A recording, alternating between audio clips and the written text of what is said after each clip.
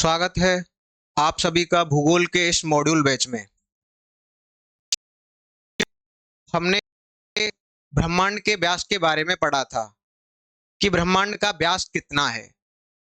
तो हमने जाना था कि जो ब्रह्मांड का व्यास है वह है 93 अरब प्रकाश वर्ष है। आप किसी भी आकाश गंगा में जाइए और वहां से ब्रह्मांड के डायमीटर को मापिए, चाहे वह कोई भी आकाश गंगा हो। वहां से आपको ब्रह्मांड का जो व्यास मिलेगा वह 93 अरब प्रकाश वर्ष ही मिलेगा, क्योंकि जो ब्रह्मांड का विस्तार हुआ था वह सभी दिशाओं में समान रूप से हुआ था। तो हमने पिछली क्लास में यह जाना था कि ब्रह्मांड का व्यास 93 अरब प्रकाश वर्ष है। आज की इस कक्षा में हम आकाश गंगा से संबंधित विभिन्न पहलुओं पर चर्चा करेंगे।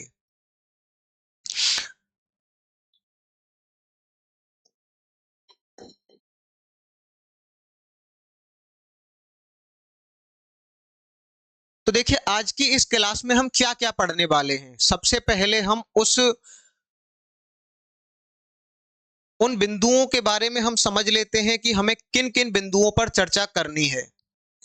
तो सबसे पहली बात, जब हम किसी भी टॉपिक का अध्ययन करते हैं तो सबसे पहला हमारा दायित्व होता है कि हम उसकी परिभाषा के बारे में समझें कि वह क्या है। तो पहला दायित्व है हमारा कि हम कह सकते हैं कि आकाश गंगा की परिभाषा।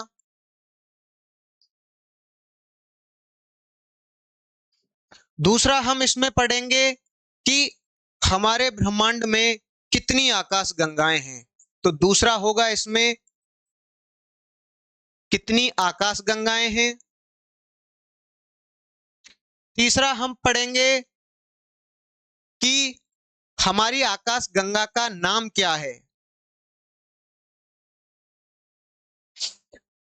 अगला हम देखेंगे कि हमारी आकाश गंगा में भुजा कितनी है।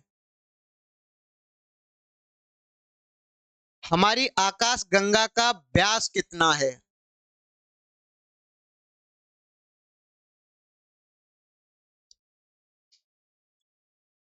आकाश गंगाओं के मुख्यतः कितने प्रकार होते हैं।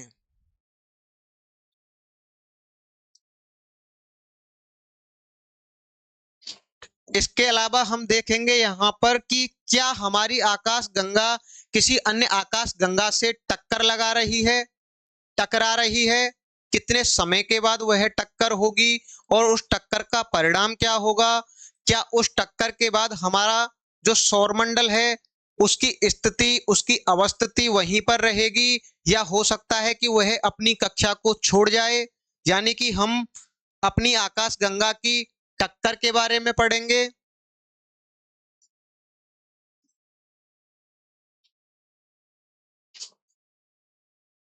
हम अपनी आकाश गंगा में तारे कितने हैं यह समझेंगे। इसके अलावा हम देखेंगे कि क्या आकाश गंगा के केंद्र में ब्लैक होल होता है।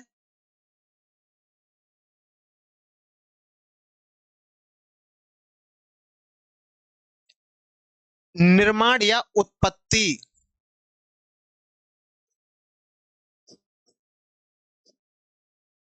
कि आकाश गंगाओं का निर्माण कैसे होता है। विभिन्न विभिन्न प्रकार की आकाश गंगाओं के निर्माण को समझेंगे कि विभिन्न प्रकार की आकाश गंगाओं का निर्माण क्या किसी एक ही प्रक्रिया से होता है या अलग अलग प्रक्रियाओं से होता है। इसके अलावा आकाश गंगा से संबंधित जितने भी पहलू होंगे हम सभी का विस्तृत वर्णनात्मक अध्ययन करेंगे। तो सबसे पहला हमारा जो काम है यह समझना है कि आकाश गंगा होती क्या है। तो देखिए, आकाश गंगा अरबों खरबों तारों का समूह होता है। अरबों खरबों तारों का एक समूह होता है जिसे हम आकाश गंगा कहते हैं। और ये जो तारे हैं ये स्वयं के गुरुत्वाकर्षण के कारण एवं डार्क मैटर के प्रभाव के कारण आपस में बंधे हुए होते हैं और एक समूह के रूप में एक संरचना का निर्माण करते हैं जिसे हम आकाश गंगा कहते हैं। तो एक वाक्य में आप कह सकते हैं कि अरबों खरबों तारों के समूह को हम आकाश गंगा कहते हैं। दूसरी बात यहां पर यह है कि आपसे पूछा जाए, बताइए कि हमारे ब्रह्मांड में कितनी आकाश गंगाएं हैं, तो इसका आंसर है कि हमारे ब्रह्मांड में अनुमानित 2 खरब आकाश गंगाएं हैं। 2 खरब आकाश गंगा, या कह सकते हैं कि 2 ट्रिलियन।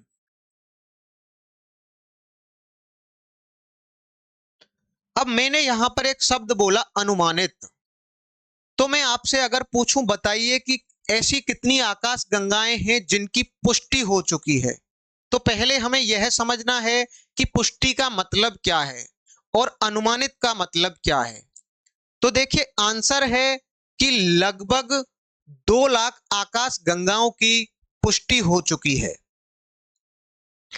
पुष्टि का मतलब होता है कि हमने उन आकाश गंगाओं के बारे में बहुत कुछ जान लिया है। जैसे हमने उनका आकार जान लिया है, उनका प्रकार जान लिया है, उनकी गति के बारे में जान लिया है, उनकी स्थिति के बारे में जान लिया है, उनकी दूरी के बारे में जान लिया है। तो आकाश गंगा की पुष्टि का मतलब होता है कि हमने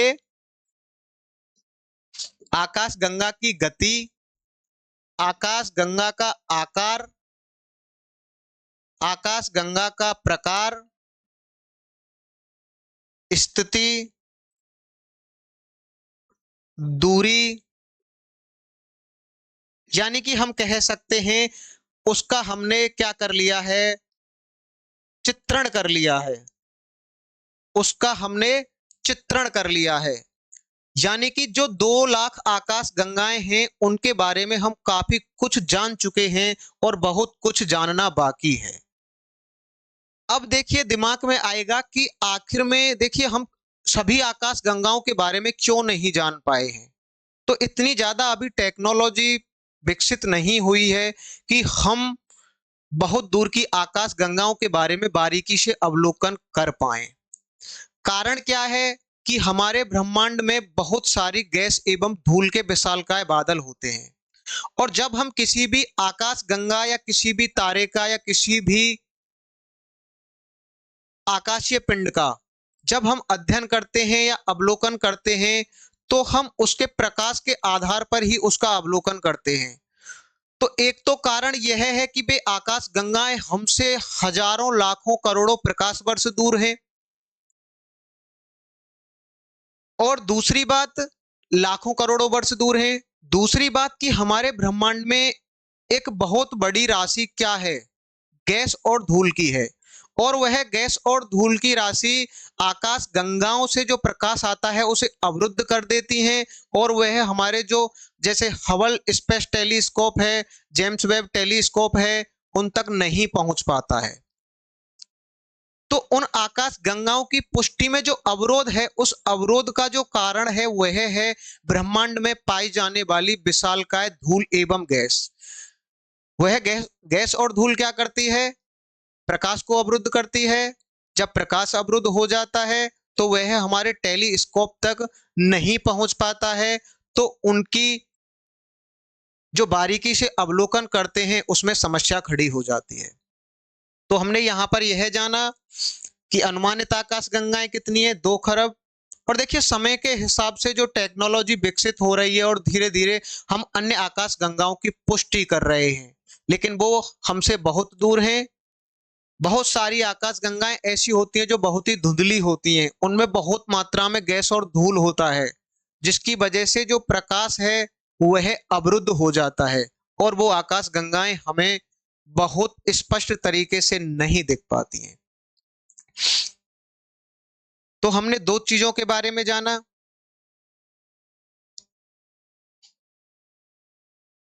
अब देखिए, हम यहां पर यह समझेंगे कि हमारी आकाश गंगा में कितने तारे हैं। तो सबसे पहला यह जानते हैं कि जो हमारी आकाश गंगा है उसका जो नाम है वह है मिल्की वे या मंदाकिनी। क्या नाम है, मिल्की वे। आपसे पूछा जाए कि हमारी आकाश गंगा का नाम क्या है, तो नाम है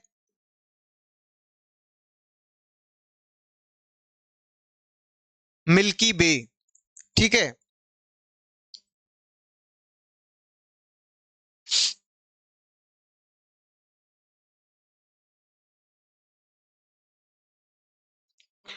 दूसरी बात, अगर आपसे पूछा जाए कि बताइए हमारी आकाश गंगा का व्यास कितना है, तो इसका आंसर है लगभग 1 लाख प्रकाश वर्ष।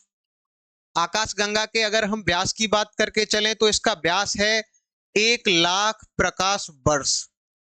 1 लाख प्रकाश वर्ष।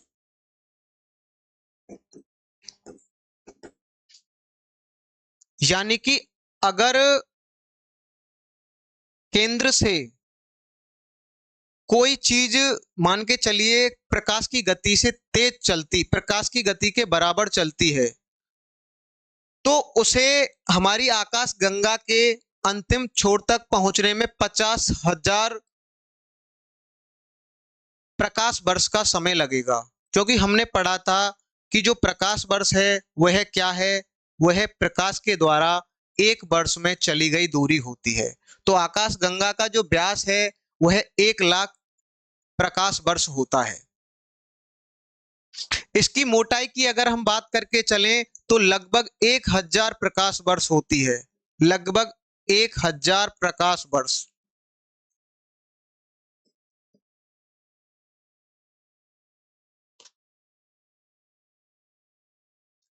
अगर हम अपनी आकाश गंगा में तारों की संख्या की बात करके चलें तो देखिए, अगर हम पुष्टि की बात करके चलें तो लगभग ऐसा माना जाता है कि 1.8 अरब तारों की पुष्टि की जा चुकी है।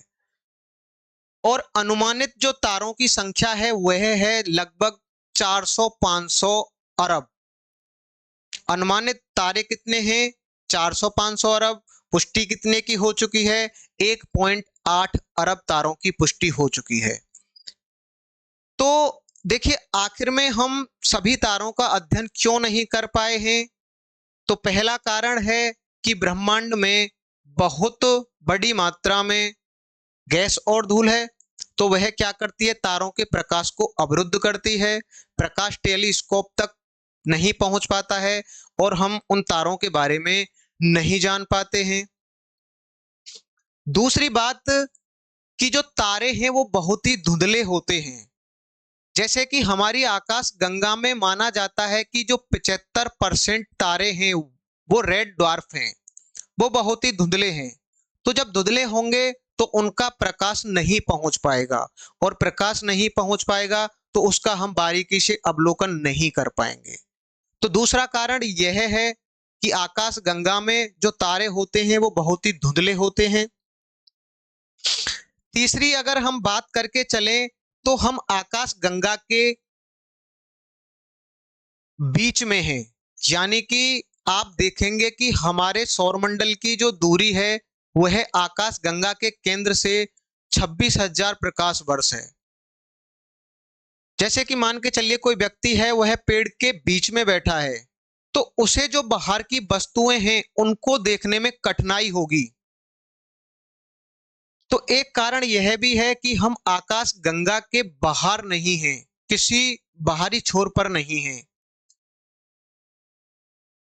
इसके अलावा जब हम तारों की गणना करते हैं तो हम एक निश्चित क्षेत्र में तारों की संख्या के बारे में जान लेते हैं, और उसी के आधार पर हम पूरी आकाश गंगा के तारों के आंकड़े जारी कर देते हैं, जो कि ठीक नहीं है। तो देखिए, क्यों आखिर में सभी तारों के बारे में हम नहीं जान पाए हैं, यह हमने समझा। तो यहां पर लिख सकते हैं कि अनुमानित जो तारे हैं वो कितने हैं? अनुमानित तारे हैं 400, 500 अरब तारे। यह अनुमानित आंकड़ा है।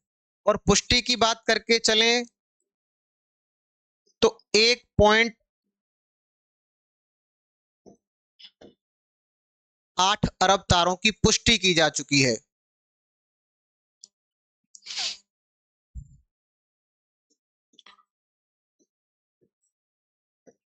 पुष्टि का मतलब है उसकी चमक के बारे में,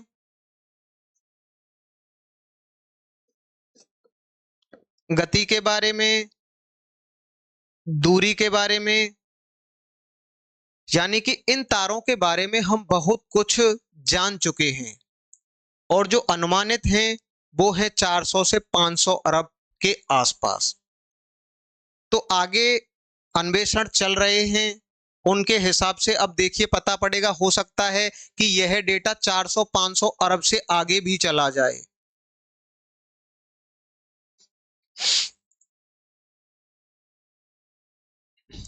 आखिर में हम क्यों सभी तारों के बारे में नहीं जान पाए हैं, समस्या क्या है? तो नंबर एक, इसके पीछे कारण है गैस एवं धूल के विशालकाय बादल, जो कि तारों के प्रकाश को अवरुद्ध कर देता है। दूसरा इसके पीछे जो रीजन है कि जो अधिकतर आकाश गंगाएं हैं उसमें बहुत ही धुंधले तारे होते हैं, जैसे कि हमारी आकाश गंगा में लगभग 75% रेड ड्वार्फ हैं। तो दूसरा क्या है? धुंधले तारे। तीसरा क्या है कि हम आकाश गंगा के केंद्र से 26,000 प्रकाश वर्ष की दूरी पे हैं, तो कह सकते हैं कि लगभग मध्य में स्थिति है। तो ये कुछ समस्याएं हैं जिनकी वजह से हम आकाश गंगाओं के तारों के बारे में अभी परिपूर्ण तरीके से नहीं जान पाए हैं। ये अन्वेषण अभी जारी है और आगे पता पड़ेगा कि अनुमानित तारे कितने हैं और यह पुष्टि का आंकड़ा भी बढ़ेगा।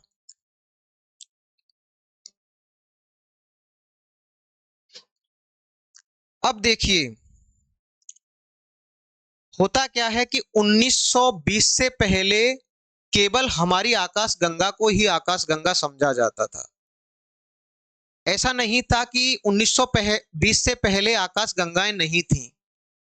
1920 से पहले भी ये जो वर्तमान में आकाश गंगाएं हैं वो थीं, लेकिन उनके बारे में जानकारी का अभाव था।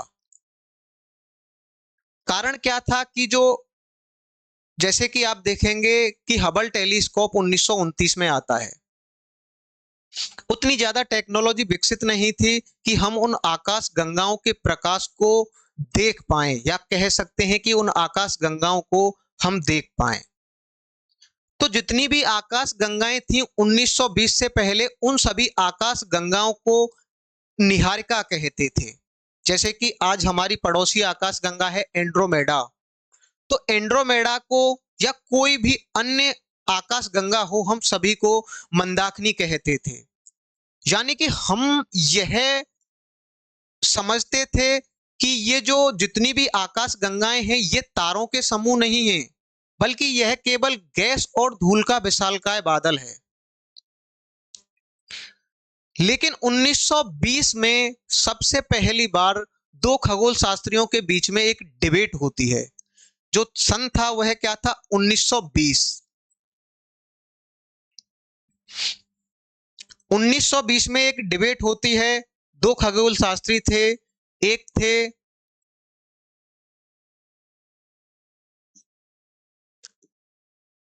हार्ले सैपाली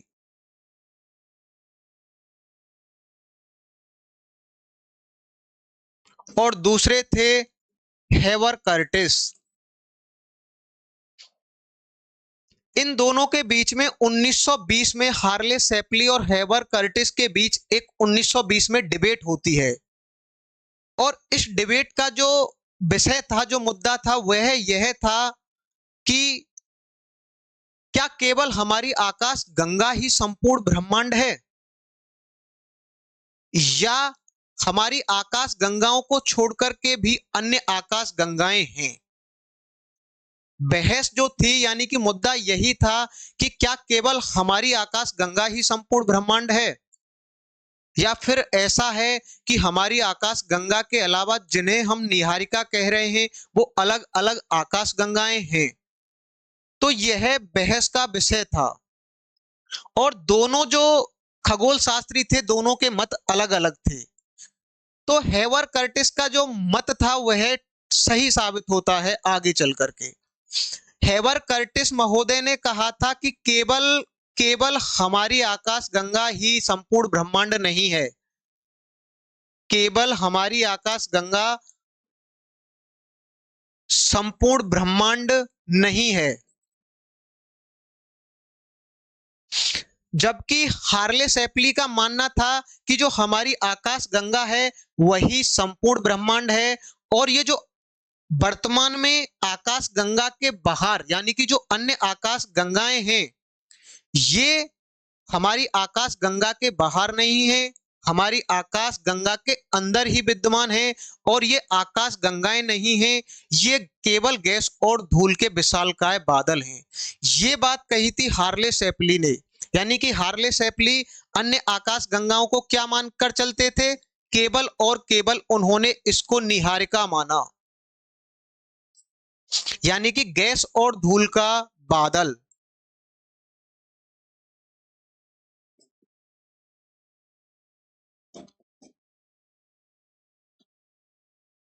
तो जब 1924 में एडविन हब्बल के द्वारा जो हमारी पड़ोसी आकाश गंगा है जिसका नाम है एंड्रोमेडा,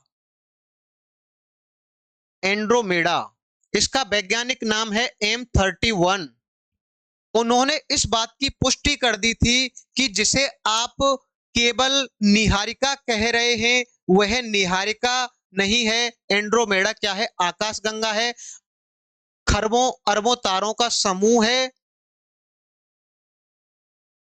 तो यह पुष्टि होती है 1924 में, और यही बात हेवर कर्टिस ने कही थी, और जिसको वैज्ञानिक आधार पर पुष्टि जो की गई थी वह की गई थी एडविन हब्बल के द्वारा। लेकिन देखिए इन्होंने एक बात और कही थी, हार्ले शैपली ने कहा था कि जो हमारा सौर मंडल है वह हमारी आकाश गंगा के केंद्र में नहीं है, वह आकाश गंगा के केंद्र से दूर है। तो सौर मंडल के बारे में क्या कहा था? सौर मंडल आकाश गंगा के केंद्र में नहीं है, वह दूर है। और इन्होंने कहा था कि सौर मंडल आकाश गंगा के केंद्र में है, सौर मंडल आकाश गंगा के केंद्र में। तो इस बात को लेकर के हार्ले शैपली का मत सही निकलता है, लेकिन जो हेवर कर्टिस थे उनका मत गलत निकलता है। यानी कि एक मत को लेकर के हार्ले शैपली सही होते हैं और एक मत को लेकर के हेवर कर्टिस महोदय सही होते हैं। हेवर कर्टिस ने कहा था कि केवल हमारी आकाश गंगा ही संपूर्ण ब्रह्मांड नहीं है, हमारी आकाश गंगा के अलावा जिन्हें आप निहारिका कहते हैं वह स्वतंत्र आकाश गंगाएं हैं, और वो हमारी आकाश गंगा के अंदर नहीं बल्कि आकाश गंगा के बाहर विद्यमान है। और इन दोनों की लड़ाई को जो सुलझाने का काम करते हैं वो करते हैं एडविन हब्बल महोदय। 1924 में उन्होंने हमारी पड़ोसी आकाश गंगा एंड्रोमेडा का अध्ययन किया और बता दिया कि देखिए यह जो एंड्रोमेडा है आप जिसे निहारिका कह रहे हैं वह निहारिका नहीं है, वह आकाश गंगा है, स्वतंत्र आकाश गंगा है।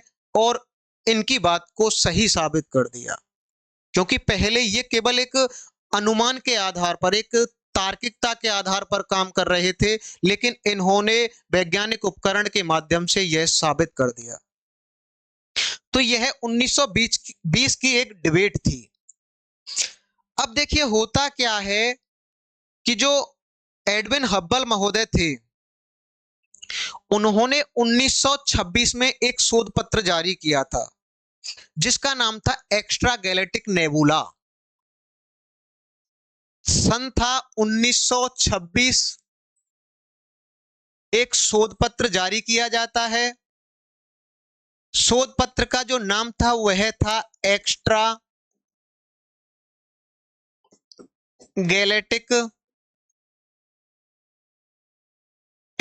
Galactic nebula.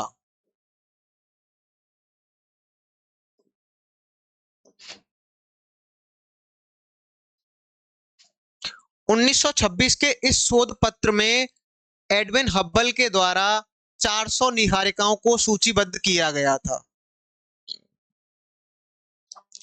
और इनमें से कुछ को आकाश गंगाओं के रूप में पुष्टि कर दी थी। जैसे कि इन्होंने M31, M81, M106 आदि कई सारी आकाश गंगाओं की पुष्टि कर दी थी। 400 निहारिकाओं को सूचीबद्ध किया था इस शोध पत्र में। शोध पत्र का नाम था एक्स्ट्रा गैलेक्टिक नेबुला। और उन निहारिकाओं में से कुछ निहारिकाओं को यह सिद्ध कर दिया कि देखिए ये निहारिकाएं नहीं बल्कि ये आकाश गंगाएं हैं। उसके बाद आप देखेंगे कि 1929 में एडविन हब्बल के द्वारा एक दूसरा शोध पत्र जारी किया जाता है जिसका नाम था a relation between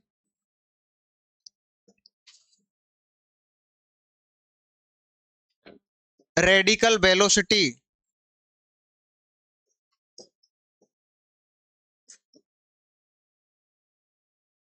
among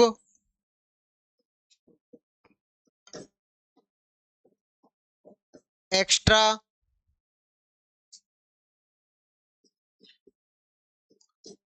galactic nebula.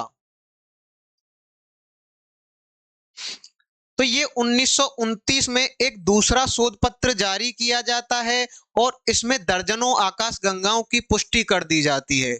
यह था 1929 का शोध पत्र, a relation between radical velocity among extra galactic nebula. और इसमें क्या होता है, दर्जनों आकाश गंगाओं की पुष्टि कर दी जाती है, यानी कि बता दिया जाता है कि ये निहारिकाएं नहीं हैं, ये आकाश गंगाएं हैं। तो ऐसे आप देखेंगे कि 1929 तक आते आते एडविन हब्बल के द्वारा हजारों आकाश गंगाओं को देख लिया गया था, दर्जनों की पुष्टि कर दी गई थी और यह बता दिया गया था कि हमारे ब्रह्मांड में लाखों आकाश गंगाएं हैं। और वर्तमान में आते आते एडविन हब्बल के हबल स्पेस टेलीस्कोप से लाखों आकाश गंगाओं की पुष्टि कर ली गई है और अनुमान जो है वह पहुंच जाता है कितना, 2 खरब पर। लेकिन ऐसा नहीं है कि 1920 से पहले हमें आकाश गंगाओं के बारे में पता ना हो।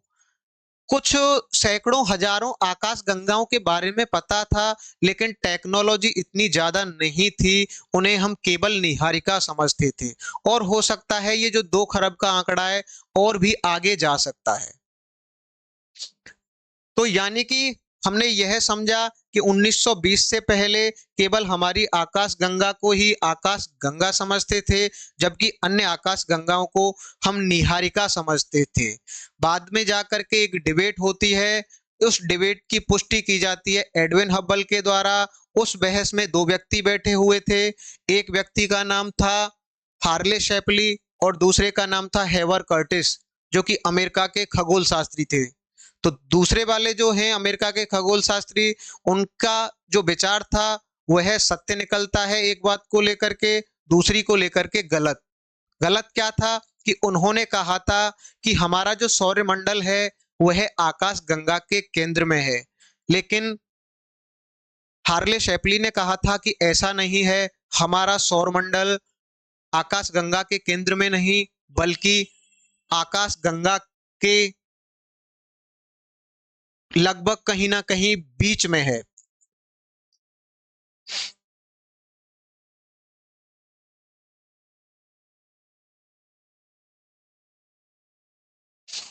और आज अगर देखेंगे तो वह केंद्र में नहीं होता है बल्कि केंद्र से दूर कहीं ना कहीं, बीच का मतलब है कि आप केंद्र से लगभग 26,000 प्रकाश वर्ष चलिए, तो मध्य तो नहीं है लेकिन केंद्र में भी नहीं है।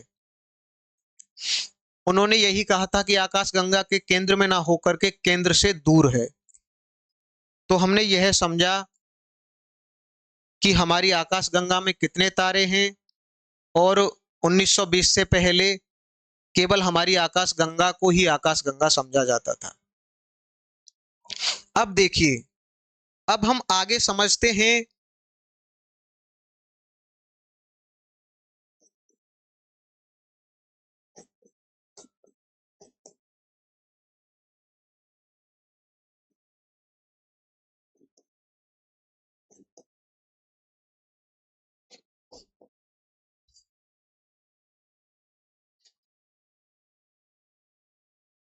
आकाश गंगा का विस्तार या फैलाव। आकाश गंगाओं का विस्तार या फैलाव। तो देखिए, जो सभी आकाश गंगाएं हैं, वो सभी आकाश गंगाएं एक दूसरे से दूर जा रही हैं। ये बात हमने पिछली क्लास में पढ़ी थी। और वास्तविकता क्या है कि आकाश गंगाओं की गति नहीं बढ़ रही है, बल्कि स्पेस जो है, अंतरिक्ष जो है, उसका फैलाव हो रहा है।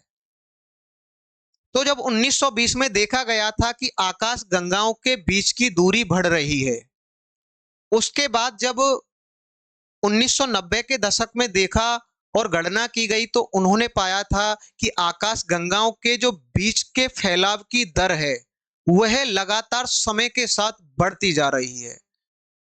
यानी कि 1920 में जो फैलाव था और जो 1990 के दशक में देखा गया था, वह यह पाया गया था कि जैसे जैसे समय बढ़ रहा है, आकाश गंगाओं के बीच की जो गति है, यानी कि जो ब्रह्मांड के फैलाव की दर है, वह भी बढ़ रही है।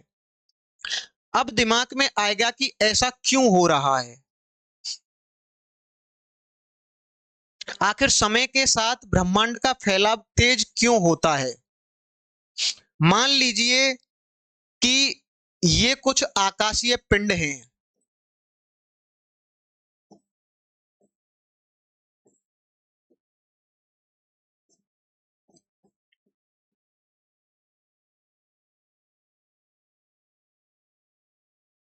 मान लीजिए कुछ आकाशीय पिंड हैं और इनकी संख्या लगभग 100 है। अब यहां पर मान लीजिए कि 100 आकाशीय पिंड हैं।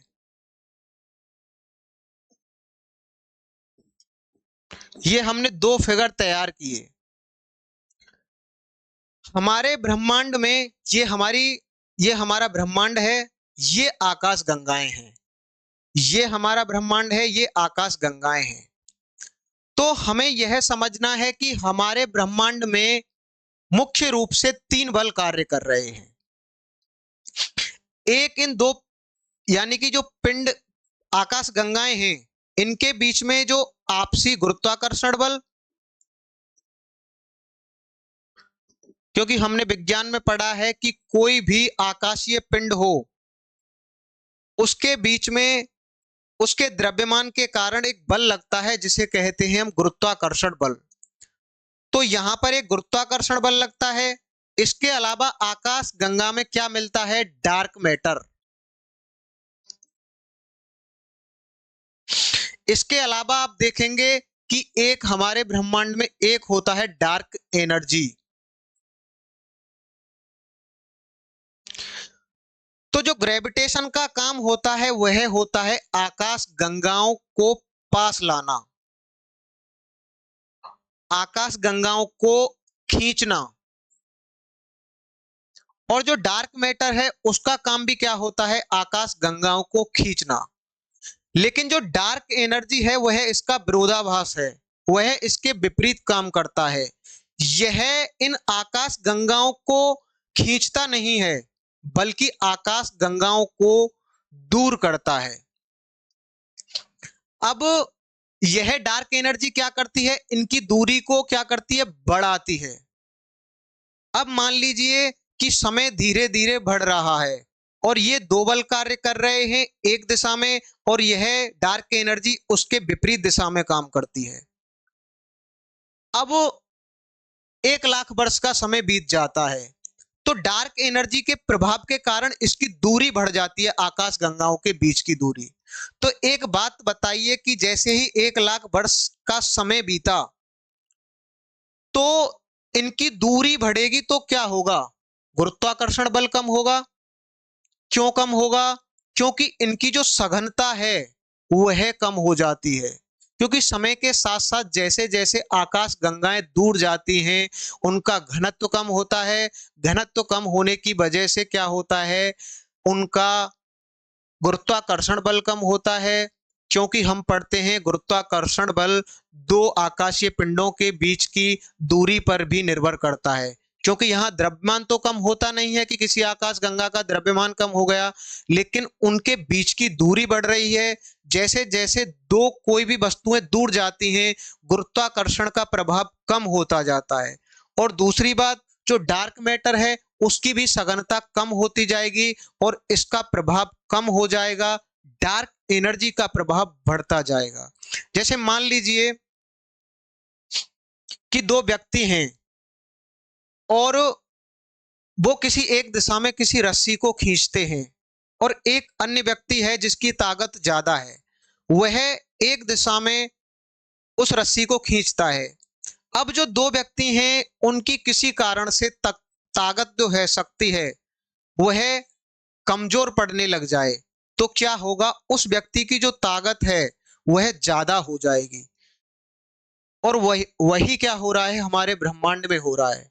तो मैंने यहां पर यह बताया कि समय के साथ साथ जो आकाश गंगाओं के बीच के फैलाव की दर होती है वह लगातार बढ़ती है। और बढ़ने का कारण क्या है कि जैसे जैसे आकाश गंगाएं दूर जाती हैं उनकी सघनता कम होती जाती है, उनके बीच की दूरी जैसे जैसे बढ़ती है, गुरुत्वाकर्षण बल जो होता है वह लगातार और ज्यादा कमजोर होने लगता है और उनके बीच का जो फैलाव है वह बढ़ता जाता है। तो इस बात को आप समझ सकते हैं कि समय के साथ साथ जैसे जैसे समय निकलता है, आकाश गंगाओं के बीच का जो फैलाव है उसकी गति की जो दर है वह निरंतर बढ़ती जाएगी।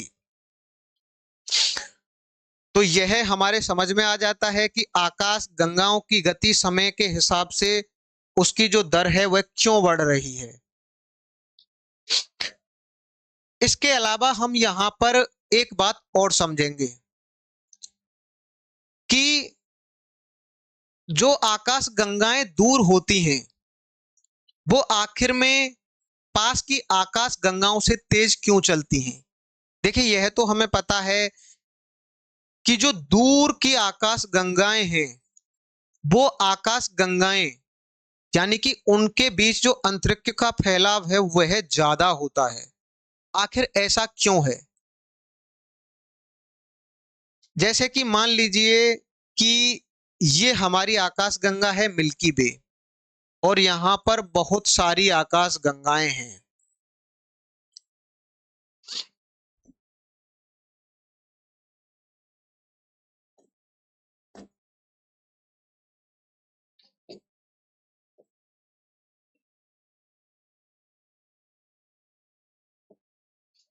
ये हम मोटा सा समझ लेते हैं कि यह ब्रह्मांड है और ब्रह्मांड में बहुत सारी आकाश गंगाएं हैं।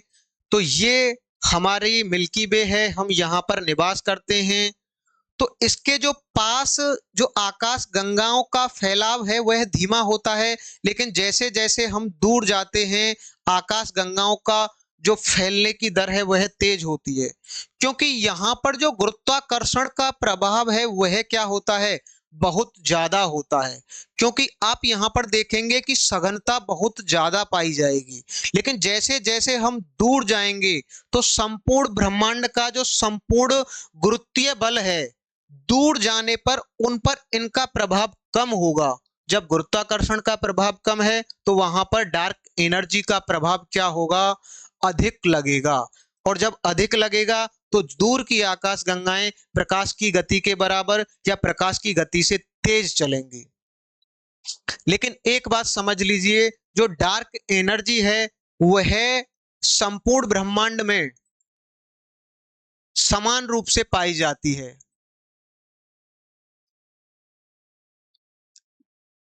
ऐसा नहीं है कि कहीं पर इसका घनत्व ज्यादा है कहीं पर इसका घनत्व कम है, लेकिन जो प्रभाव है वह क्या होता है, वह कहीं पर ज्यादा होता है कहीं पर कम होता है।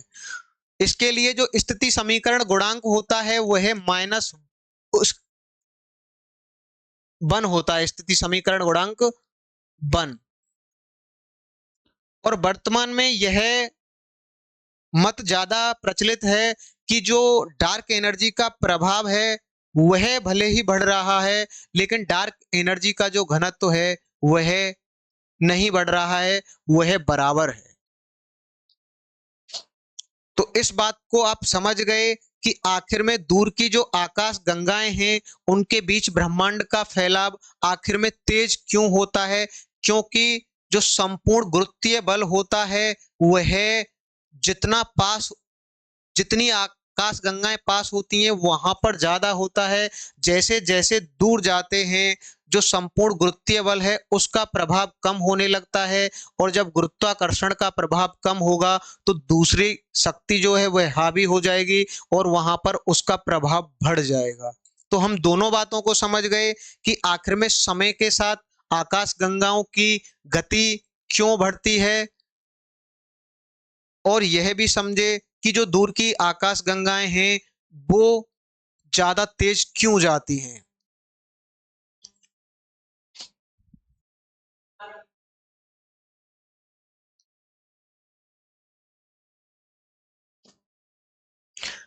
अब देखिए हम यहां पर नेक्स्ट यह समझेंगे कि हमारी आकाश गंगा की कितनी भुजाएं हैं।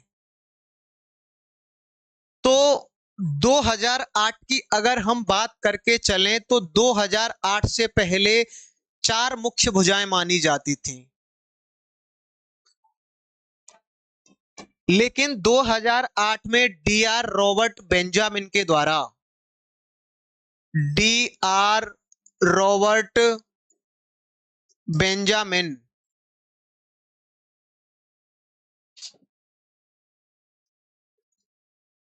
डी आर रॉबर्ट बेंजामिन ने यह बताया था कि हमारी आकाश गंगा में चार मुख्य भुजाएं नहीं हैं, बल्कि हमारी आकाश गंगा में दो मुख्य भुजा हैं। दो मुख्य भुजा हैं एवं अन्य गौण भुजाएं हैं। यह बात बताई थी 2008 में डी आर रॉबर्ट बेंजामिन के द्वारा कि हमारी आकाश गंगा में चार मुख्य भुजा नहीं बल्कि दो मुख्य भुजाएं हैं, और उन भुजाओं का नाम है, एक भुजा का नाम है स्कूटम सेंटोरस, और दूसरी जो भुजा है उसका नाम है पर्सियन भुजा।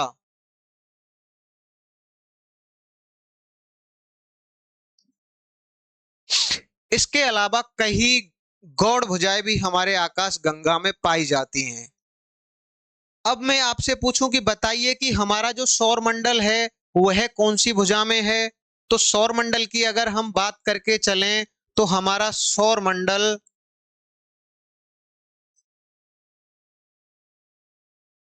ओरायन स्पूर नामक भुजा में स्थापित है।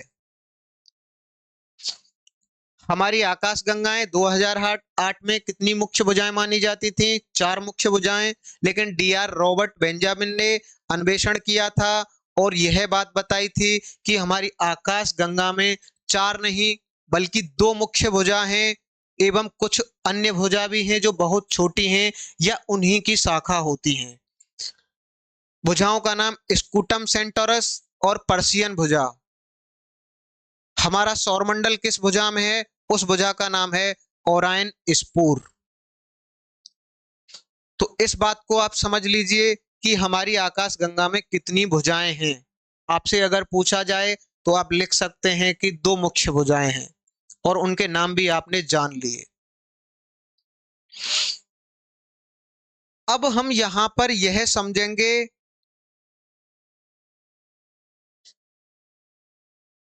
आकाश गंगा की टक्कर।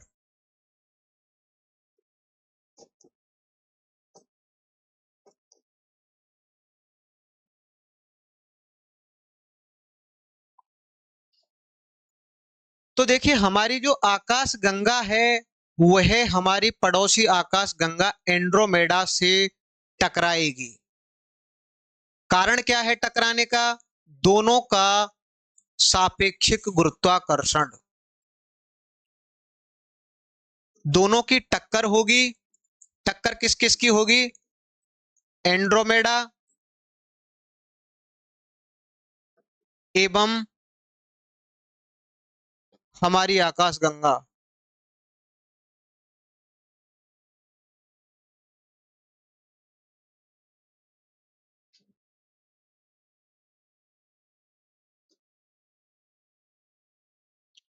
अब देखिए यह टक्कर जो होगी यह कब होगी, तो यह माना जाता है कि यह टक्कर का जो प्रारंभ होगा वह आज से लगभग 4 अरब वर्ष पर होगा। 4 अरब वर्ष पर इसका टकराना प्रारंभ होगा। लेकिन ऐसा नहीं है कि यह 100-200 वर्ष में टकरा करके समाप्त हो जाए। टकराने में भी अरबों वर्ष का समय लगता है और यह माना जाता है कि संपूर्ण जो विलय है, संपूर्ण विलय होने में भी लगभग 2 अरब वर्ष लग जाएंगे। तो हम कह सकते हैं कि 4 से 6 अरब वर्ष में इसका विलय होगा। यानी कि 4 अरब वर्ष पर प्रारंभ होगी और 2 अरब वर्ष में 2 अरब वर्ष इसके विलय में लगेंगे, तो संपूर्ण विलय होने में 6 अरब वर्ष का समय लगेगा। अब देखिए अगर हम अगली बात करके चलें कि जो ये दो आकाश गंगाएं हैं, ये टकराने के बाद इनका परिणाम क्या होगा, तो परिणाम की बात करके चलें तो एक नई आकाश गंगा का सृजन होगा। एक नई आकाश गंगा का सृजन होगा और वह जो आकाश गंगा होगी वह होगी दीर्घवृत्ताकार।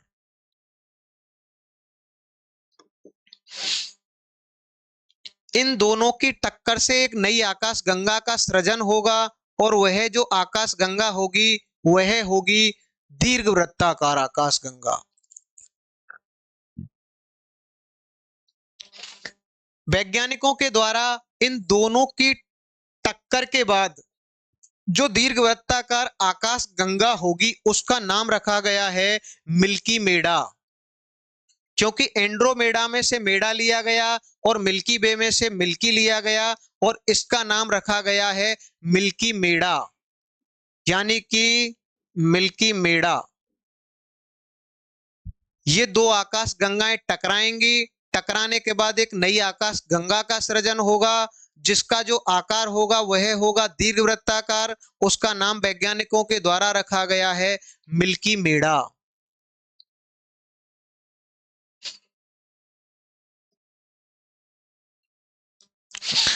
अब देखिए मैं आपसे अगर पूछूं कि बताइए कि जब ये दो आकाश गंगाएं टकराएंगी तो हमारे सौर मंडल का क्या होगा, आपको क्या लगता है क्या हो सकता है?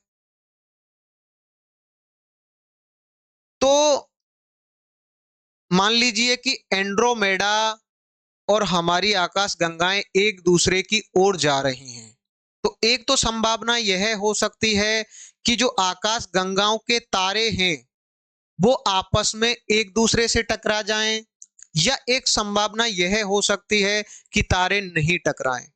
तो कौन सी संभावना ज्यादा है? तो माना यह जाता है कि जब ये दो आकाश गंगाएं टकराएंगी तो 99.9% तारे 99.9% तारे नहीं टकराएंगे। और क्यों नहीं टकराएंगे? क्योंकि जो तारे होते हैं वो ऐसा नहीं है कि बहुत पास पास हों। जैसे कि हमारा तारा है सूर्य और हमारे सूर्य के पास का तारा है प्रोक्सिमा सेंचुरी। इसकी दूरी लगभग 4.246 अरब 4.246 प्रकाश वर्ष। हमारे सूर्य के सबसे पास का तारा है प्रोक्सिमा सेंचुरी, उसकी दूरी है 4.246 प्रकाश वर्ष। यानी कि आप समझ सकते हैं कि जो तारे होते हैं उनके बीच में कितना ज्यादा गैप होता है। तो माना जाता है जब ये दो आकाश गंगाएं आएंगी टकराएंगी, लेकिन तारों के टकराने की संभावना जो है कम रहेगी। कारण क्या है? क्योंकि तारों के बीच की जो दूरी है वह बहुत ज्यादा है, तो 99.9% तारे नहीं टकराएंगे। हो सकता है सैद्धांतिक तौर पर कि तारे टकरा जाएं, लेकिन यह बहुत ही दुर्लभ और असंभव है। तो देखिए क्या हो सकता है। हमने यह मान लिया कि तारे नहीं टकराते हैं, तो क्या इसका मतलब हमारा जो सौर मंडल है वह इसी स्थान में रहेगा जैसे आज है? क्या इस पर जीवन की संभावना हो सकती है? जैसे कि हम आज यहाँ पर देखेंगे कि बहुत सारे जीव जंतु पाए जाते हैं, प्राणी जगत है, पादप जगत है, जंतु जगत है, सब कुछ है यहाँ पर। तो क्या उस टक्कर के बाद भी हमारा सौरमंडल, हमारी पृथ्वी, हमारे ग्रह उपग्रह ऐसे ही रहेंगे? तो इसका उत्तर होगा नहीं। टक्कर के बाद टक्कर का जो परिणाम होगा, ऐसा नहीं है कि उससे जो व्यवस्था है, जो वर्तमान व्यवस्था है, हूबहू ऐसी रहे। हो सकता है कि बहुत बहुत सारे तारे, लगभग माना जाता है कि 90% जो तारे हैं वो अपने मार्ग को, अपनी कक्षा को छोड़ देंगे। मतलब कि मान लीजिए कि कोई तारा है, वह केंद्र में चक्कर लगा रहा है, हो सकता है वह डिस्क में चला जाए, हो सकता है वह ऊपर नीचे चला जाए, हो सकता है वह डिस्क के बाहर हेलो में चला जाए, हो सकता है कि वह इस आकाश गंगा के पार ही चला जाए। तो यह माना जाता है कि जब टक्कर होगी तो जो तारे हैं, लगभग 90% तारे अपने स्थान को छोड़ेंगे और वे तारे क्या होंगे, दूसरे मार्ग का अनुसरण करेंगे। तो यही माना जाता है कि हमारा जो सौरमंडल है वह भी वर्तमान कक्षा में नहीं रहेगा और अपनी स्थिति को परिवर्तित करेगा। अब मैं आपसे पूछूं, बताइए कि मान लीजिए कि हमारे सौरमंडल ने अपना मार्ग परिवर्तित किया और वह केंद्र में चला जाता है, तो क्या हमारे पृथ्वी पर जीवन की संभावना होगी? तो एक बात आप समझ लीजिए कि हमारी आकाश गंगा के केंद्र में सुपरमैसिव ब्लैक होल पाया जाता है।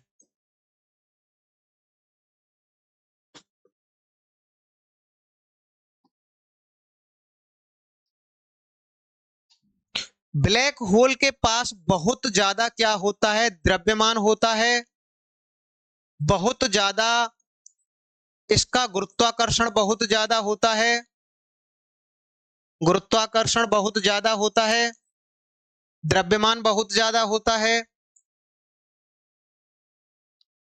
और यह जो ब्लैक होल होता है, इसका गुरुत्वाकर्षण इतना ज्यादा होता है कि इसके सन्निकट जो भी तारा हो जिससे रोशनी निकल रही है, वह यह उस रोशनी को भी अवशोषित कर लेता है और उस रोशनी को भी बाहर नहीं निकलने देता है। तो आप लगा सकते हैं कि इसका गुरुत्वाकर्षण कितना ज्यादा है कि वह किसी अन्य तारे की रोशनी को भी अवशोषित कर लेता है और उसे बाहर नहीं जाने देता है। तो मेरा प्रश्न यह था कि मान लीजिए कि हमारा सौर मंडल आकाश गंगा के केंद्र में चला जाए, तो क्या पृथ्वी पर जीवन की संभावना बचेगी? तो इसका उत्तर होगा नहीं। कारण क्या है कि आकाश गंगा के केंद्र में, आकाश गंगा के केंद्र में तारों की सघनता बहुत ज्यादा होती है। यानी कि जो तारे होते हैं उनका संकेंद्रण बहुत ज्यादा होता है। कहने का मतलब यह है कि यहाँ पर कम स्थान में बहुत ज्यादा तारे पाए जाते हैं। यहाँ तारों के बीच की दूरी हजारों प्रकाश वर्ष न होकर के महाप्रकाश वर्ष में होती है। यानी कि तारे बहुत पास पास होते हैं, बहुत ही ज्यादा सघनता पाई जाती है।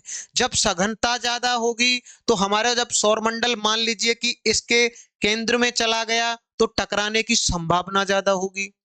इसके अलावा आकाश गंगा के केंद्र में ब्लैक होल है और ब्लैक होल बहुत सारे तारों को अपनी ओर खींचता है, गैस और धूल को खींचता है, जिसके कारण वहां पर गुरुत्वाकर्षण क्या होता है, गुरुत्वाकर्षण ज्यादा होता है, गुरुत्वाकर्षण ज्यादा होता है, घर्षण ज्यादा होता है। और जब गुरुत्वाकर्षण और घर्षण ज्यादा होता है, इसकी वजह से इसमें आप देखेंगे कि एक्स एवं गामा किरणें निकलती हैं, पराबैंगनी किरणें निकलती हैं,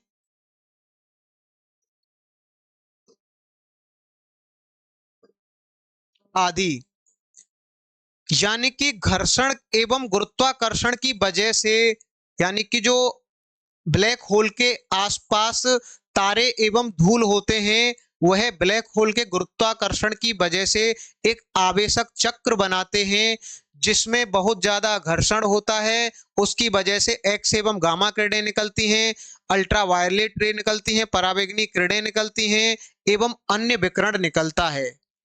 और हम मानकर यह चल रहे हैं कि जो आकाश गंगाओं की टक्कर होती है, उस टक्कर की वजह से हमारा सौर मंडल टूटने से तो बच जाता है, लेकिन वह आकाश गंगा के केंद्र में चला जाता है। तो वहां पर बताइए कि मानव जीवन संभव है या नहीं है। तो देखिए, उसकी जो बिल्कुल सारी की सारी भौतिक एवं रासायनिक संरचनाएं हैं, वो सब बदल जाएंगी, क्योंकि केंद्र में बहुत ज्यादा एक्स एवं गामा किरणें होंगी, पराबैंगनी किरणें होंगी, और पराबैंगनी किरणें होंगी तो बहुत ज्यादा कैंसर का खतरा होगा, और तापमान बहुत ज्यादा होगा, तारों के टकराने की संभावना बहुत ज्यादा होगी। तो वहां पर जीवन बिल्कुल भी अनुकूल नहीं रहेगा। लेकिन अब मान लीजिए कि ये दोनों घटनाएं सत्य हैं, टकरा रही हैं, हमारा सौरमंडल उस टकराने से बच जाता है, लेकिन वह किसी अन्य मार्ग में चला जाता है। तो साइंस और टेक्नोलॉजी का जो विकास है, वह इस हिसाब से हो रहा है कि मान लीजिए कि 4 अरब वर्ष बाद एआई इतने आगे आ जाए, और जो मानव है वह मानव ना होकर के यहां पर रोबोट आ जाएं, सारे के सारे। तो आप रोबोट देखेंगे कि रोबोट जनरेशन जो होगी, उस पर एक्स एवं गामा किरण हो, पराबैंगनी किरण हो, इनका प्रभाव क्या होगा, लगेगा? नहीं लगेगा। या ऐसा भी हो सकता है कि अगर हम 4 अरब वर्ष तक इंसानी जीवन या पृथ्वी पर जीवन रहता है, तो मानव सभ्यता इतनी आगे निकल जाए कि वह किसी अन्य सुरक्षित स्थान पर पहुंच जाए। वैसे तो यह भी माना जाता है कि इन दोनों की टक्कर से पहले भी हमारे ब्रह्मांड में ऐसी कुछ घटनाएं घटित होंगी, जिनकी वजह से पृथ्वी पर जीवन का अस्तित्व ही समाप्त हो जाएगा। इसके अलावा आप देखेंगे कि हमारा जो सूर्य है, वह 5 अरब वर्ष पर, सूर्य 5 अरब वर्ष पर क्या होगा, रेड जायंट बन जाएगा, लाल दानव बन जाएगा।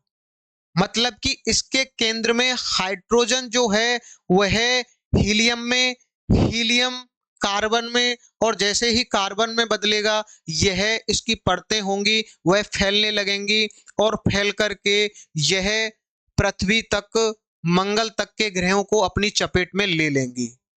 लेकिन यह होगा 5 अरब वर्ष बाद, और ऐसा नहीं है कि यह 1-2 दिन या 1-2 हजार वर्ष की प्रक्रिया हो।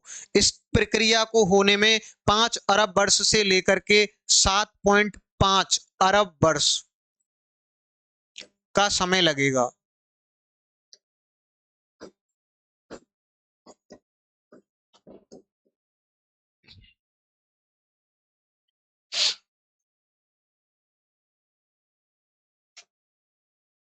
तो हमने यह समझा कि जो हमारी आकाश गंगा है और हमारी पड़ोसी आकाश गंगा जो एंड्रोमेडा है, उनकी टक्कर होगी। टक्कर से एक नई आकाश गंगा का सृजन होगा, जो दीर्घवृत्ताकार संरचना के रूप में पाई जाएगी, और उसका हमने नामकरण भी कर दिया है मिल्की मेडा, मिल्की मेडा। और जब किन्हीं भी दो आकाश गंगाओं की टक्कर होती है, तो यह माना जाता है कि 99.9% तारों की टक्कर नहीं होगी, लेकिन 90% तारे अपने स्थान से अस्त व्यस्त हो जाएंगे। वो हो सकता है कि इस जो गैलेक्सी है उसको भी छोड़ सकते हैं, वो आकाश गंगा के केंद्र में भी जा सकते हैं जो पहले बाहर डिस्क में थे। हो सकता है भुजाओं के तारे दूसरी भुजा में चले जाएं, डिस्क के अन्य किसी भाग में चले जाएं, डिस्क के तारे हो सकता है हेलो में चले जाएं। मतलब कि कुछ भी हो सकता है। 90% के आसपास तारे अपने मूल स्थान को छोड़ करके किसी अन्य स्थान पर चले जाते हैं, लेकिन टकराते नहीं हैं, क्योंकि तारों के बीच की जो दूरी होती है वह बहुत ज्यादा होती है। तो हमने यह समझ लिया कि ऐसा क्यों है।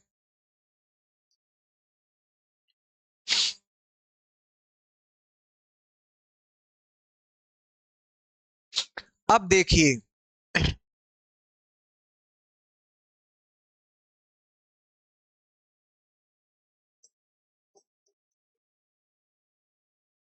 आकाश गंगा के हम प्रकार के बारे में पढ़ेंगे।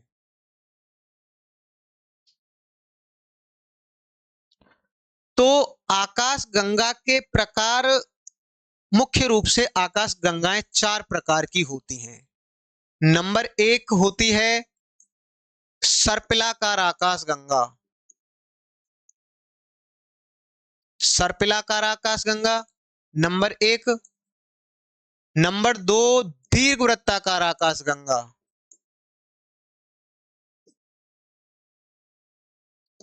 नंबर 3 की अगर हम बात करके चलें तो नंबर 3 पर होती है अनियमित आकाश गंगा।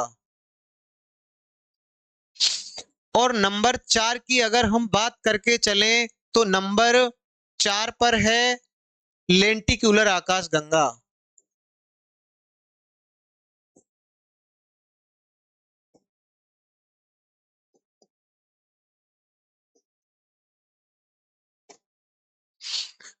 तो आकाश गंगाएं मुख्य रूप से 4 प्रकार की होती हैं। नंबर 1 है सर्पिलाकार आकाश गंगा। इसका एग्जाम्पल कह सकते हैं कि हमारी आकाश गंगा कैसी है। हमारी आकाश गंगा जो है वह सर्पिलाकार है। दूसरी अगर हम बात करके चलें कि जो एंड्रोमेडा है, एंड्रोमेडा की अगर हम बात करके चलें कि जो एंड्रोमेडा है वह भी सर्पिलाकार है। और मुख्य रूप से जो सर्पिलाकार होती हैं उनमें भुजाओं की संख्या मुख्य रूप से भुजा 2 होती हैं, लेकिन 1 और 3 भी हो सकती हैं। मुख्यतः 2 भुजाएं होती हैं अधिकतर सर्पिलाकार आकाश गंगाओं में, लेकिन यह कोई बाध्यकारी स्थिति नहीं है कि सभी सर्पिलाकार आकाश गंगाओं में 2 ही भुजा हो। 1 भी हो सकती है, 3 भी हो सकती है। और हमारी आकाश गंगा कैसी है? सर्पिलाकार आकाश गंगा है। मिल्की वे हमारी आकाश गंगा सर्पिलाकार आकाश गंगा। एंड्रोमेडा हमारी पड़ोसी आकाश गंगा सर्पिलाकार आकाश गंगा। दूसरा है दीर्घवृत्ताकार, तीसरी है अनियमित और चौथी है लेंटिक्यूलर आकाश गंगा। अब हम इन चारों आकाश गंगाओं के निर्माण के बारे में समझेंगे कि इन चारों आकाश गंगाओं का निर्माण कैसे होता है और इनकी संरचना के बारे में भी हम समझेंगे। तो चलिए एक एक करके हम इन चारों के बारे में समझते हैं। सबसे पहले हम समझते हैं सर्पिलाकार आकाश गंगा के बारे में।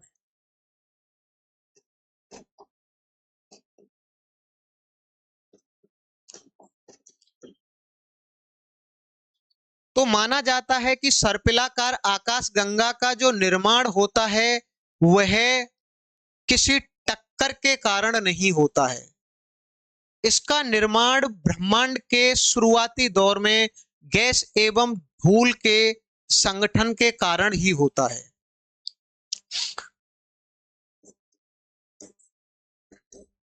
गैस एवं धूल के संगठन के कारण।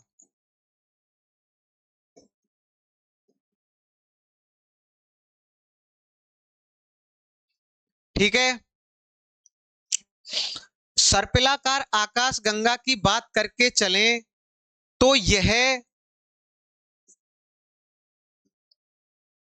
तस्तरी नुमा,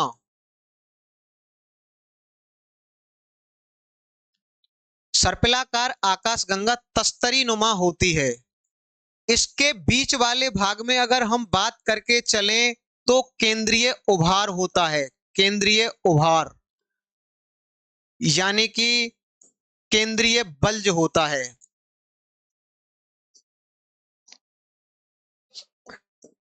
बल्ज का मतलब क्या होता है? केंद्रीय उभार का मतलब है कि एक ऐसा घना क्षेत्र जहां पर बहुत ज्यादा मात्रा में तारे एवं गैस एवं धूल पाई जाती है। यानी कि यहाँ पर कम दूरी में, कम स्थान में बहुत ज्यादा तारे पाए जाते हैं। यानी कि केंद्रीय बल्ज का मतलब होता है कि यहाँ पर सघनता ज्यादा होती है। सघनता ज्यादा मतलब तारे, गैस, धूल बहुत ज्यादा होती है।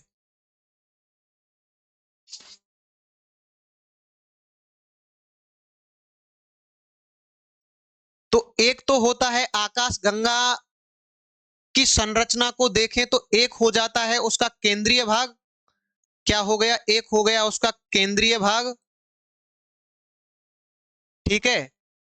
केंद्रीय भाग के बाद अगर हम बात करके चलें तो इसका जो दूसरा पार्ट होता है वह होता है डिस्क।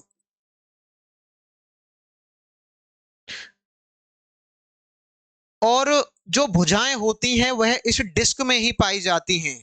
तो यहां पर कह सकते हैं कि जो भुजा होती हैं वह किस में होती हैं? इस डिस्क में ही होती हैं।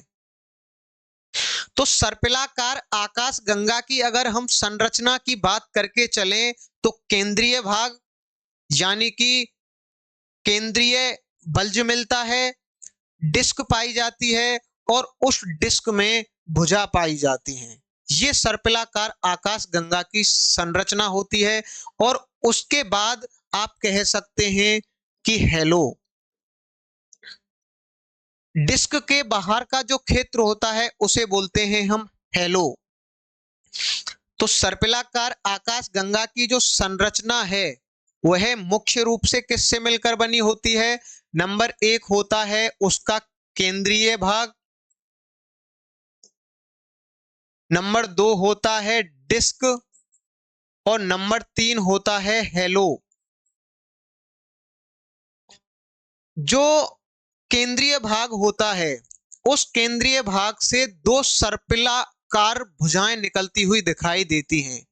इसी कारण से हम इसे सर्पिलाकार आकाश गंगा कहते हैं। आप अपने फोन में गूगल पर जाना या क्रोम पर जाना और सर्च करना कि सर्पिलाकार आकाश गंगा, तो आपके समझ में आ जाएगा कि सर्पिलाकार आकाश गंगा की जो संरचना होती है उसका जो प्रतिरूप होता है वह कैसा होता है। तो हमने जाना कि सर्पिलाकार आकाश गंगा में केंद्रीय भाग होता है। उस केंद्रीय भाग से दो सर्पिल भुजाएं निकलती हुई दिखाई देती हैं जो कि डिस्क में पाई जाती हैं। और डिस्क से बाहर का क्षेत्र जो होता है वह उसे बोलते हैं हम हेलो। अब हम अपनी आकाश गंगा की बात करके चलते हैं मिल्की वे की। मिल्की वे, तो मिल्की वे में जो 5000 प्रकाश वर्ष, केंद्र से 5000 प्रकाश वर्ष की दूरी का जो भाग है उसे बोलते हैं हम केंद्रीय भाग। केंद्रीय भाग यानी कि आकाश गंगा के बिल्कुल मध्य से 5000 प्रकाश वर्ष की दूरी का जो भाग है वह केंद्रीय भाग है। 5 से 60 तक का जो भाग है, 5000 प्रकाश वर्ष से 60,000 प्रकाश वर्ष,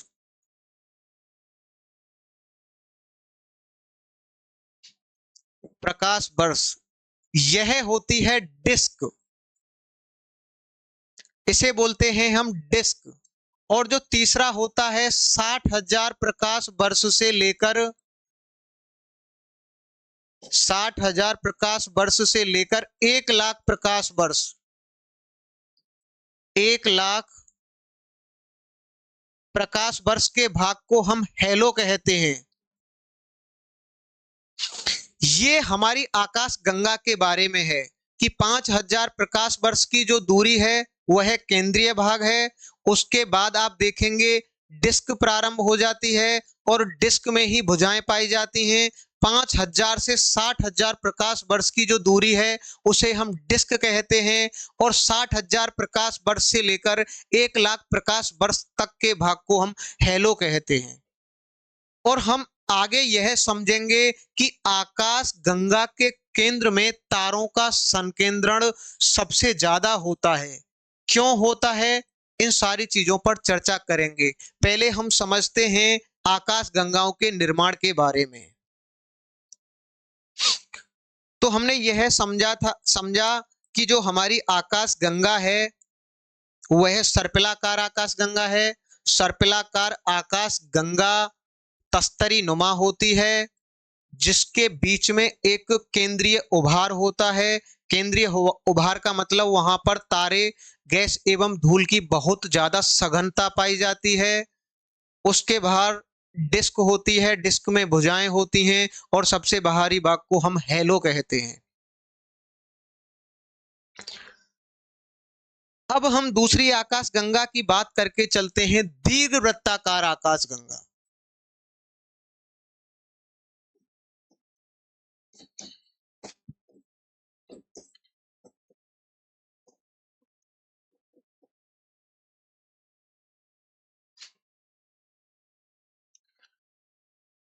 तो देखिए, दीर्घवृत्ताकार आकाश गंगा का जो निर्माण होता है वह मुख्य रूप से दो सर्पिल आकाश गंगाओं की टक्कर से होता है।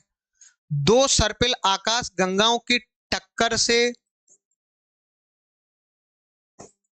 दो सर्पिल आकाश गंगाओं की टक्कर से किसका निर्माण होता है, दीर्घवृत्ताकार आकाश गंगाओं का। लेकिन यह एक सिंगल कारक नहीं है कि दो सर्पिलाकार आकाश गंगाएं टकरा करके दीर्घवृत्ताकार आकाश गंगा का निर्माण करें।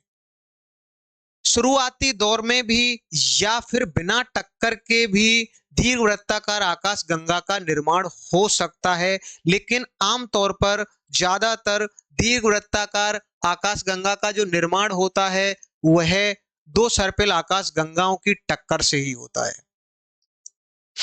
तो दीर्घवृत्ताकार आकाश गंगा की अगर हम बात करके चलें तो दीर्घवृत्ताकार आकाश गंगा में भुजा होती है, तो इसका उत्तर होगा नहीं होती है। सर्पिलाकार नहीं होगा क्योंकि यह दीर्घवृत्ताकार है। भुजा होगी, नहीं होगी। यानी कि पूरी की पूरी संरचना एक समान होगी, इसमें कोई केंद्रीय भाग होगा, ठीक है, लेकिन क्या नहीं होगा, यानी कि यह जो संपूर्ण है पूरी की पूरी एक डिस्क की तरह होगी, लेकिन भुजा नहीं होंगी। दीर्घवृत्ताकार आकाश गंगा में भुजा नहीं पाई जाती है। संपूर्ण आकाश गंगा की जो संरचना होती है वह समान होती है, पूरी एक डिस्क की तरह होती है। इसका निर्माण आमतौर पर दो सर्पिलाकार आकाश गंगाओं की टक्कर से होता है। दो आकाश गंगाएं टकराएंगी, सर्पिलाकार और दीर्घवृत्ताकार आकाश गंगा का निर्माण करेंगी। अब देखिए, तीसरी अगर हम बात करके चलें तो तीसरी होती है लेंटिक्यूलर आकाश गंगा। लेंटिक्यूलर,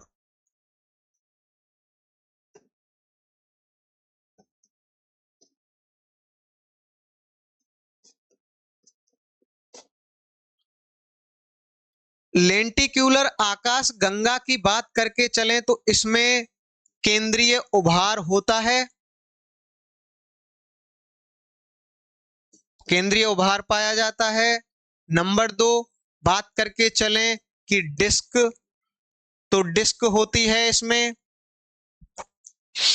लेकिन अगर हम भुजाओं की बात करके चलें, या तो नहीं होंगी, या तो नहीं होंगी या बहुत ही अस्पष्ट होंगी, बहुत ही हल्की, अस्पष्ट।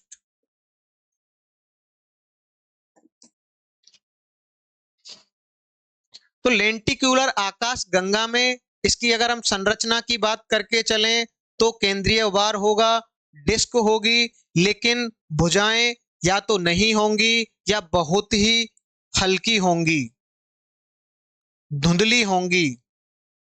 अब बात आती है कि लेंटिक्यूलर आकाश गंगा का निर्माण कैसे होता है, तो मेरा उत्तर जो फिर होगा वह होगा सर्पिलाकार आकाश गंगाओं की टक्कर से।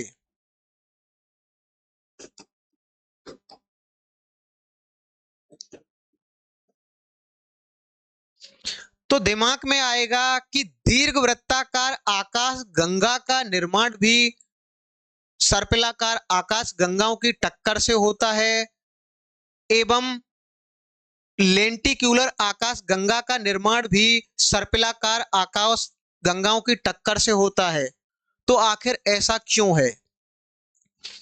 तो मान लीजिए कि दो आकाश गंगाओं का द्रव्यमान बराबर है, आकाश गंगाओं का द्रव्यमान बराबर है और उनकी जो गति है वह बहुत ज्यादा है।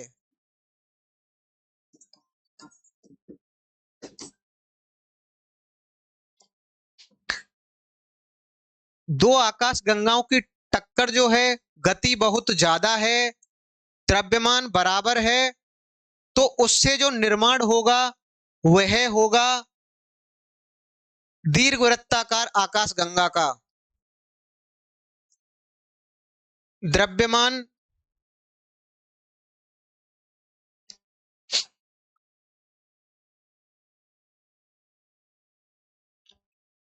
जब दो सर्पिलाकार आकाश गंगाओं की टक्कर होती है और उनका द्रव्यमान ज्यादा हो, उनकी टकराने की गति ज्यादा हो, तो जिस आकाश गंगा का निर्माण होगा वह होगी दीर्घवृत्ताकार आकाश गंगा।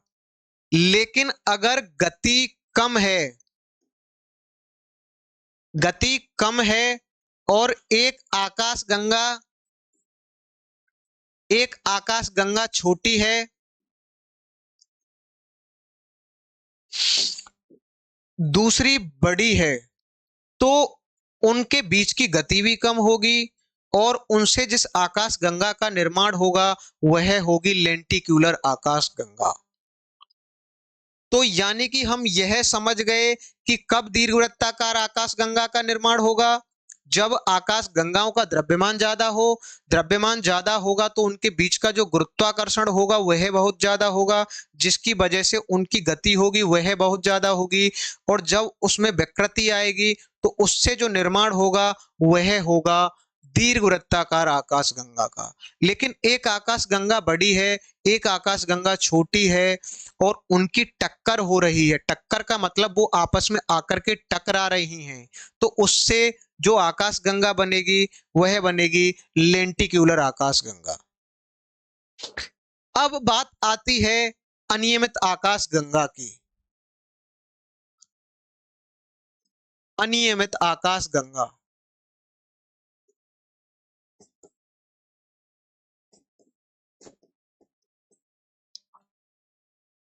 पहली बात, इसे हम अनियमित क्यों कहते हैं? अनियमित कहिए या आप इसे अव्यवस्थित कह सकते हैं।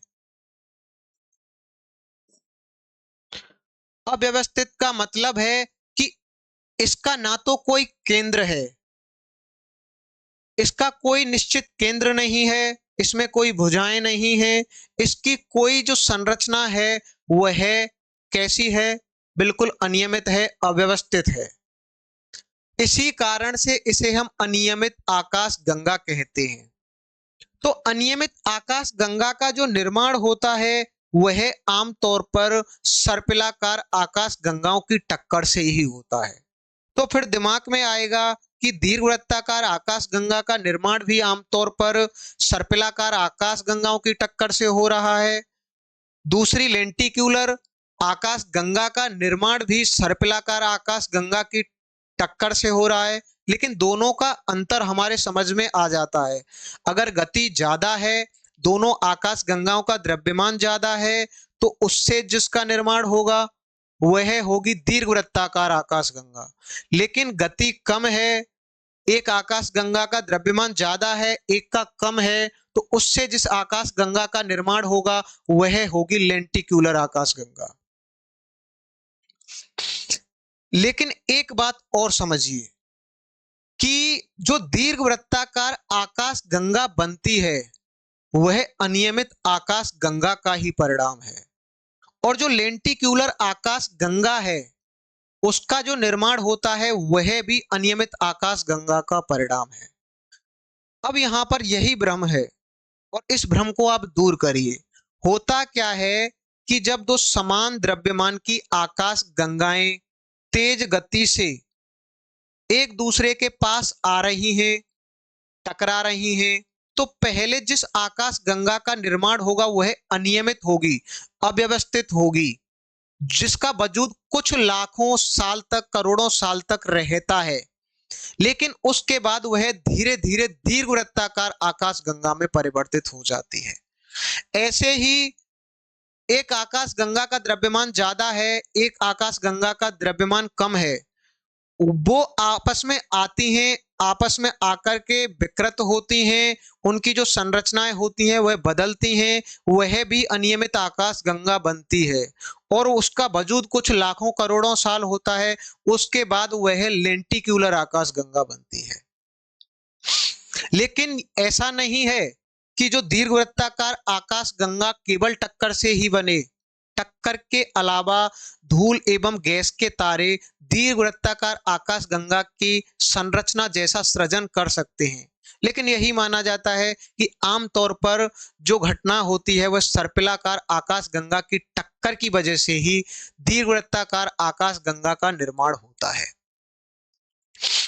ऐसे ही अनियमित आकाश गंगा, यह बिल्कुल ऐसा नहीं है कि 100% अनियमित आकाश गंगा सर्पिलाकार आकाश गंगाओं की टक्कर से बनती हो।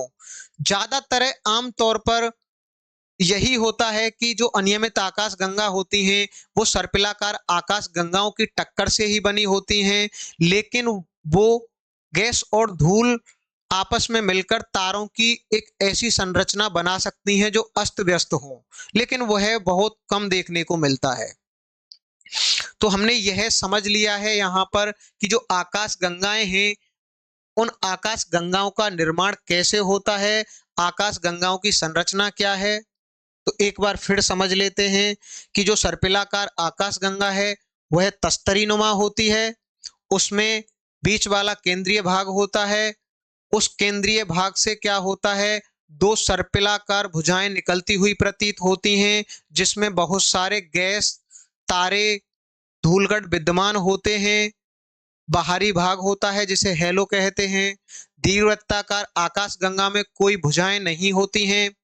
लेंटिक्यूलर आकाश गंगा में भुजाएं या तो नहीं होती हैं या बहुत ही धुंधली होती हैं, और जो अनियमित आकाश गंगा है उसका ना तो कोई केंद्रीय भाग होता है ना उसमें कोई भुजाएं होती हैं।